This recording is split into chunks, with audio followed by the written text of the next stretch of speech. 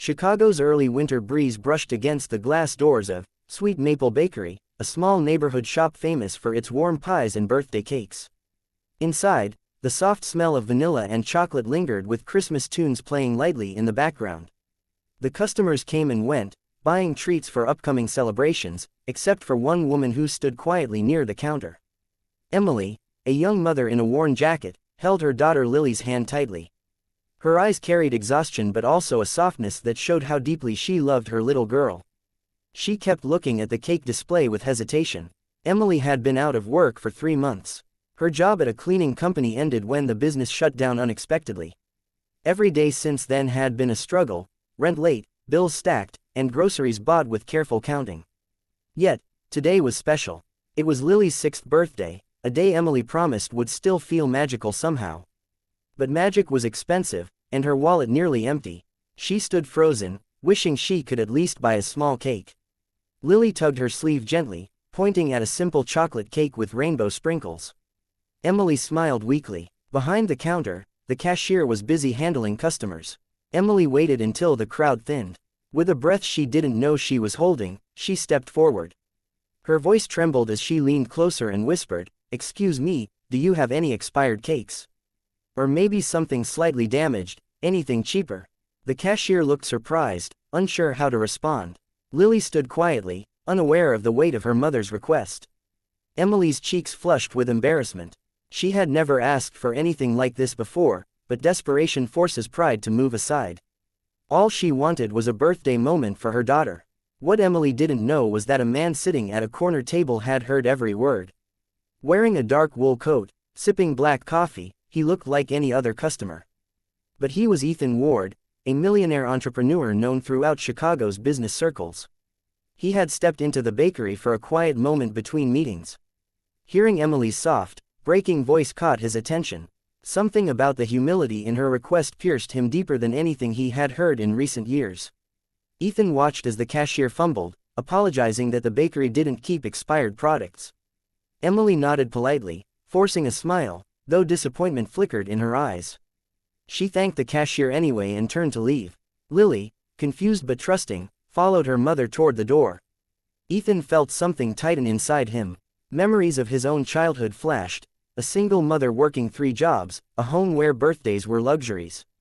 He remembered the sting of wanting something simple but being unable to afford it. It was a feeling he thought he had buried with success. Yet here it was again, walking out the bakery door in the shape of a struggling mother and her hopeful child. Ethan stood abruptly, leaving his coffee behind. He approached the counter and asked the cashier in a low voice, "Can you prepare the most beautiful cake you have? Add candles, a ribbon, the works." The cashier nodded, confused but willing. As they began preparing the cake, Ethan stepped outside and spotted Emily adjusting Lily's scarf against the cold wind. He hesitated. Would she be offended? But kindness needed courage. He walked toward them with a gentle smile. "Excuse me," he said, "I couldn't help overhearing inside. If you don't mind, may I buy a birthday cake for your daughter?" Emily froze. Her first instinct was to refuse. She had lived long enough to distrust generosity, often finding it came with hidden expectations. Yet Ethan's expression was calm, sincere, warm. Lily, innocent and excited, looked up at him with bright curiosity. Emily tried to speak, but her voice cracked. I appreciate it, but I can't accept such an expensive gift from a stranger." Ethan shook his head softly. "It's not a gift," he said. "It's a moment, one every child deserves. Let me help, just today." Emily's eyes glistened. Something inside her softened. Finally, she nodded. Back inside the bakery, the staff now sensed what was happening. The atmosphere shifted, warm, tender, almost magical. The cake they prepared was beautiful. Chocolate layers, rainbow frosting, a golden birthday topper, and 6 shimmering candles. When they placed it on the counter, Lily gasped with pure joy, her smile stretching wide. Emily covered her mouth, unable to hold back tears. Ethan paid without hesitation and even bought a small box of cupcakes for later. The cashier handed Emily the cake carefully, wishing Lily a happy birthday. For the first time in months, Emily felt seen. Outside the bakery, they found a nearby bench where Lily could blow out her candles. The sun peeked through the gray clouds, illuminating the moment. Lily stood in front of the cake, eyes sparkling, cheeks flushed with excitement. Ethan stepped back to give the mother and daughter space. Emily placed a hand on Lily's head and whispered, "Make a wish, sweetheart." Lily closed her eyes tight and blew out all 6 candles in one breath. Her giggle echoed through the cold street, light and beautiful. Emily thought she might break from the overwhelming mix of relief and gratitude. Ethan watched quietly, feeling an unexpected warmth flood his chest. He had signed million-dollar deals, won awards, and built companies, but none of those achievements compared to this small moment, a child smiling because he helped. When the candles were done, Lily offered Ethan a slice of cake. "Mommy says sharing is kind," she said proudly. Ethan laughed gently and accepted. Emily, still emotional, thanked him again. "I don't know how to repay you," she said. Ethan shook his head. "You don't owe me anything. Just promise you'll celebrate her birthdays every year." Before leaving, Ethan slipped a business card into Emily's hand. "If you ever need a job, call me," he added softly. Emily looked at the card, stunned. She didn't know he was a well-known businessman, but she recognized sincerity when she saw it. Lily hugged him suddenly, surprising them both.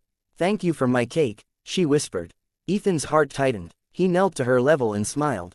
"Happy birthday, kiddo." Then he stood, nodded respectfully to Emily, and walked away, disappearing into the busy Chicago street. Emily watched him go, feeling hope she hadn't felt in months. That evening, Emily and Lily returned to their small apartment. The heat barely worked, and the walls were thin, but the space felt warmer than usual. They placed what remained of the cake on the table like a treasure. Emily kept thinking about Ethan, his kindness, his unexpected appearance, the way he made Lily's birthday unforgettable. She placed his business card carefully inside a drawer. Tonight wasn't about jobs or opportunities. Tonight was about gratitude. Lily danced around the room, singing birthday songs to herself, her happiness glowing like a small sun in the dim apartment. Days passed. Emily couldn't stop thinking about Ethan's offer. Finally, gathering her courage, she called the number on the card. To her surprise, Ethan answered himself. He remembered her instantly. "Come by my office tomorrow," he said warmly. The next day, Emily arrived nervously. Ethan greeted her, introduced her to his team, and offered her a position in his company's community outreach department, a job designed for someone who understood struggle and compassion. Emily accepted, tears in her eyes. It wasn't charity, it was a chance, a real one. Months later, Emily stood in her new office, watching Lily play in the corner during her break. Their life had changed, slowly, steadily, beautifully. Lily had started school, Emily was earning again, and hope filled their days instead of fear.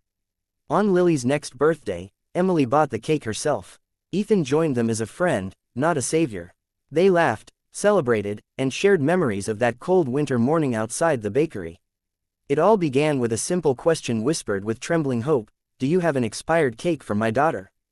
And a millionaire who cared enough to listen.